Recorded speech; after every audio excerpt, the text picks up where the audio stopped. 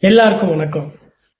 சென்னையில் இருக்கக்கூடிய அடையாறு ஆற்றங்கரை ஓரத்தில் உள்ள வீடுகள்ல பாத்தீங்கன்னா தமிழ்நாடு அரசு உச்சநீதிமன்ற உத்தரவின் பேர்ல பாத்தீங்கன்னா தொடர்ந்து ஆற்றங்கரை ஓரத்தில் உள்ள வீடுகளை இடிச்சு வந்துட்டு இருக்காங்க.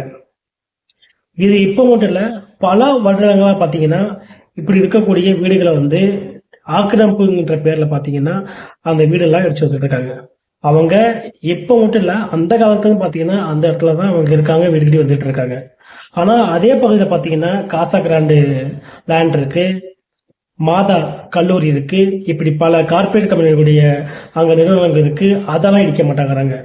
ஆனா மக்கள் வாழக்கூடிய வீடுகளை பாத்தீங்கன்னா தொடர்ந்து இந்த அரசாங்கமும் சரி, முன்னாடி இருந்த அரசாங்கமும் சரி, தொடர்ந்து அந்த ஆற்றாங்குறை ஓரம் உள்ள வீடுகளை இடிச்சு வந்துட்டு இருக்காங்க.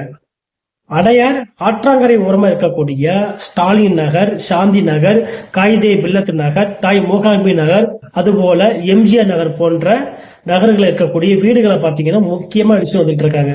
ஏன் அடிக்கிறேன்னு கேட்டோம்னா, அடையாறு ஆற்றாங்கரை ஓரமா இருக்குது உங்க வீடெல்லாம், ஆக்கிரமிப்பு இடங்கள் இருக்குன்னு சொல்லிட்டு அந்த வீடெல்லாம் அரசு அதிகாரியும் புல்டோசர் வச்சு அதை இடிச்சு வந்துட்டு இருக்காங்க. அதுவும் பாத்தீங்கன்னா நைட்டு தூங்கும் போது போயிட்டு அவங்க வீடுகள் இடிச்சு வந்துட்டு இருக்காங்க.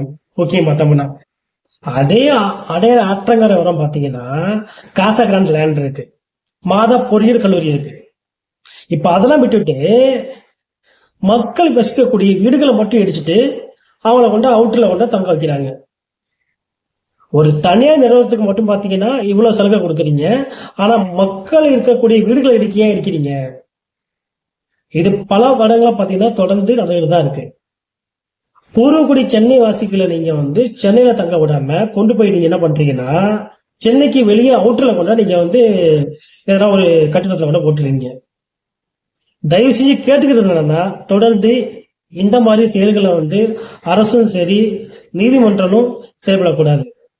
சட்டங்கிறது எல்லாருக்கும் பொதுவா இருக்கணும்.